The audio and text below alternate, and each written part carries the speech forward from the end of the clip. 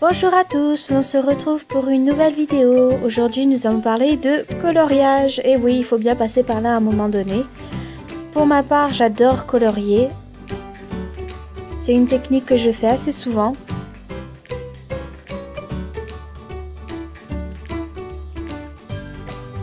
Voici quelques exemples que j'ai pu faire auparavant avec des dessins de Walt Disney. J'aime beaucoup faire les personnages assez secondaires qui ont un tempérament assez loufoque et marrant. Donc,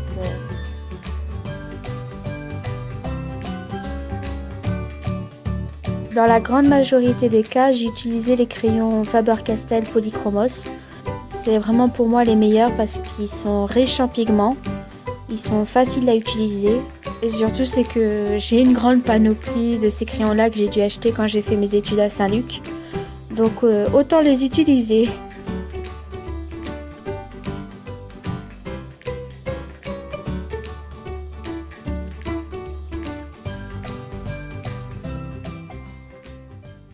Pour commencer, je fais au crayon gris le croquis du personnage et après je repasse un coup de gomme dessus pour qu'il n'y reste pratiquement aucune trace du crayon gris, pour que quand je passe à la couleur il n'y ait pas de gris qui vienne se mélanger à la couleur.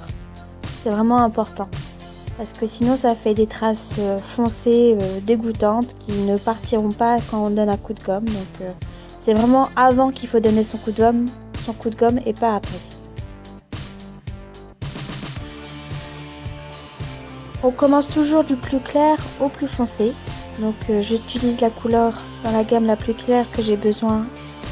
Par exemple là pour le dos, les plumes et la tête. Et je fais uniformément. Très légèrement, je colorie tout de la même manière.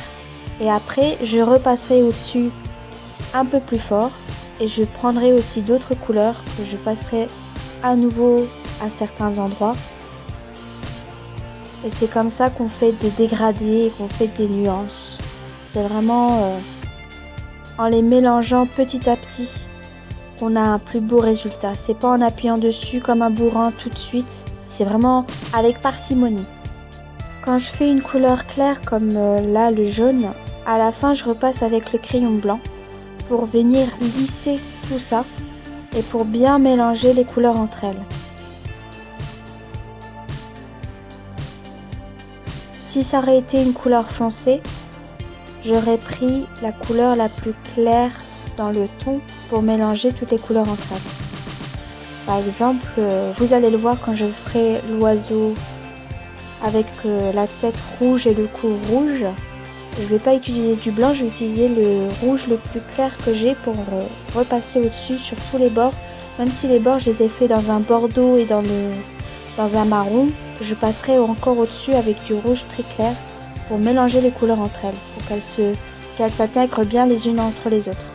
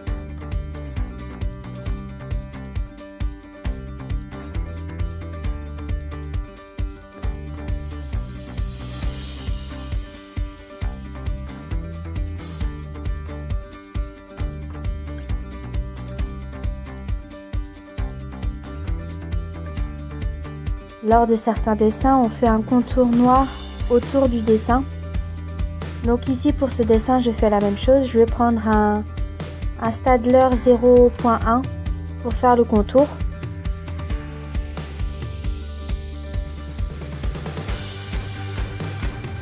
Et ce détail là c'est vraiment en tout dernier qu'il faut le faire, parce que pareil, si l'encre n'a pas assez séché et qu'après on repasse avec un crayon, et ben forcément ça va baver.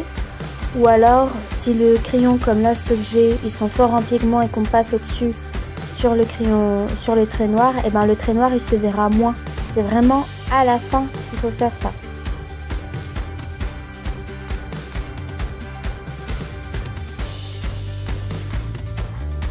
Voilà, j'espère que cette vidéo vous a plu. N'hésitez pas à mettre un pouce bleu si c'est le cas et à vous abonner si ce n'est pas encore fait. Moi je vous remercie d'avoir regardé cette vidéo et je vous dis à bientôt. Bon dessin!